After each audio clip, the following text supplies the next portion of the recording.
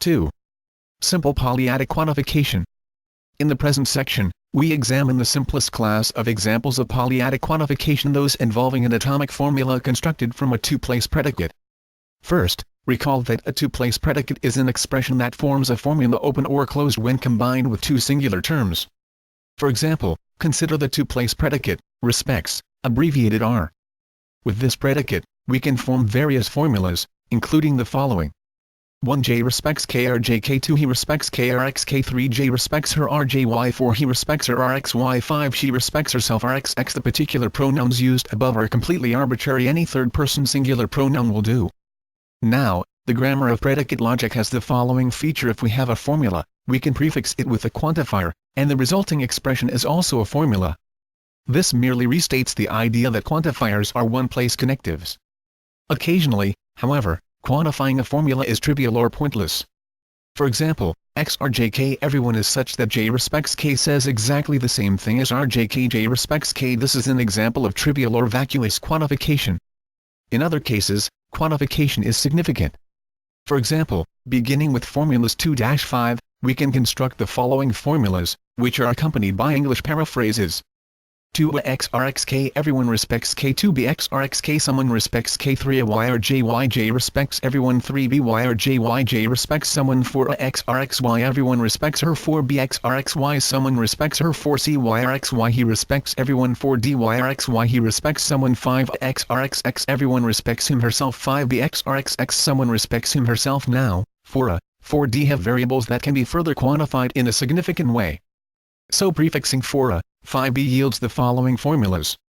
4a1yxRxY 4a2yxRxY 4b1yxRxY 4b2yxRxY 4c1xyrxY 4c2xyrxY 4d1xyrxY 4d2xyrxY. How do we translate such formulas into English? As it turns out, there is a handy step-by-step procedure for translating formulas 4a1-4d2 into colloquial English, supposing that we are discussing people exclusively, and supposing that the predicate is respects. This procedure is given as follows. Step 1. Look at the first quantifier, and read it as follows. A universal everyone be existential. There is someone who. Step 2. Look to see which variable is quantified. Is it x or y? Then check where that variable appears in the quantified formula. Does it appear in the first active position, or does it appear in the second passive position? If it appears in the first active position, then read the verb in the active voice as respects. If it appears in the second passive position, then read the verb in the passive voice as is respected by passive voice. A active respects B passive is respected by. Step 3. Look at the second quantifier, and read it as follows. A universal everyone be existential someone or other. Step 4. String together the components obtained in steps 1-3 to produce the colloquial English sentence. With this procedure in mind, let us do a few examples.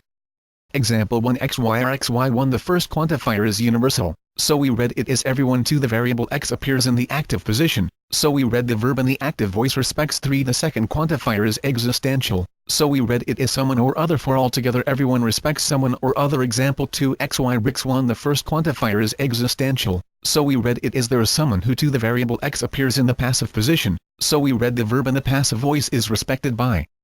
3. The second quantifier is universal, so we read it as everyone. 4. Altogether there is someone who is respected by everyone. By following the above procedure, we can translate all the above formulas in colloquial English as follows. 4a1yxRxY everyone is respected by everyone. 4a2yxRxY there is someone who is respected by everyone. 4b1yxRxY everyone is respected by someone or other. 4b2yxRxY there is someone who is respected by someone or other. 4c1xyrxY everyone respects everyone. 4c2xyrxY there is someone who respects everyone. 4d1xyrxY everyone respects someone or other. 4d2xyrxY there is someone who respects someone or other. Before continuing, it is important to understand the significance of the expression or other. In example 1, the final translation is everyone respects someone or other. Dropping or other yields everyone respects someone. This is fine so long as we are completely clear what is meant by the last sentence, namely, that everyone respects someone, not necessarily the same person in each case. A familiar grammatical transformation converts active sentences into passive ones. For example, J respects K can be transformed into K is respected by J. Both are symbolized the same way. RJK. If we perform the same grammatical transformation on everyone respects someone, we obtain someone is respected by everyone, which might be thought to be equivalent to there is someone who is respected by everyone. The following lists the various sentences. 1. Everyone respects someone or other. 2. Everyone respects someone. 3. Someone is respected by everyone. 4. There is someone who is respected by everyone. The problem we face is simple. 1 and 4 are not equivalent. Although 4 implies 1, 1 does not imply 4. In order to see this, consider a very small world with only 3 persons in it: Adam, Eve, and Cain. C. For the sake of argument, suppose that Cain respects Adam but not vice versa, Adam respects Eve but not vice versa, and Eve respects Cain but not vice versa. Also, suppose that no one respects him herself, although the argument does not depend upon this. Thus, we have the following state of affairs. Re Adam respects Eve. Rec Eve respects Cain. RCAA Cain respects Adam. Re Eve doesn't respect Adam. RC Cain doesn't respect Eve. Rec Adam doesn't respect Cain. RCC Cain doesn't respect himself. Ra Adam doesn't respect himself. Re Eve doesn't respect herself. Now, to say that everyone respects someone or other is to say everyone respects someone, but not necessarily the same person in each case. In particular, it is to say all of the following: Adam respects someone X rex, Eve respects someone X rex, Cain respects someone X RCX. The first is true, since Adam respects Eve. The second is true, since Eve respects Cain. Finally, the third is true, since Cain respects Adam.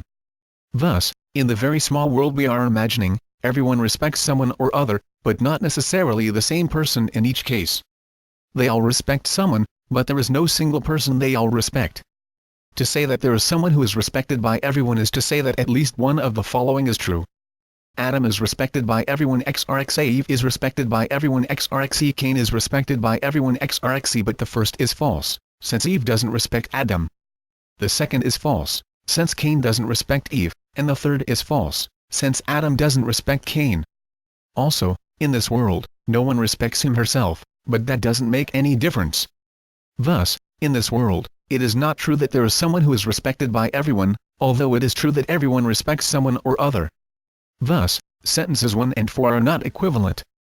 It follows that the following can't all be true: 1 is equivalent to 2, 2 is equivalent to 3, 3 is equivalent to 4, 4. Then we would have that 1 and 4 are equivalent, which we have just shown is not the case. The problem is that 2 and 3 are ambiguous. Usually, 2 means the same thing as 1, so that the or other is not necessary. But, sometimes, 2 means the same thing as 4, so that the or other is definitely necessary to distinguish 1 and 2. It is best to avoid 2 inches favor of 1, if that is what is meant. On the other hand, 3 usually means the same thing as 4, but occasionally it is equivalent to 1. In other words, it is best to avoid 2 and 3 altogether, and say either 1 or 4, depending on what is meant.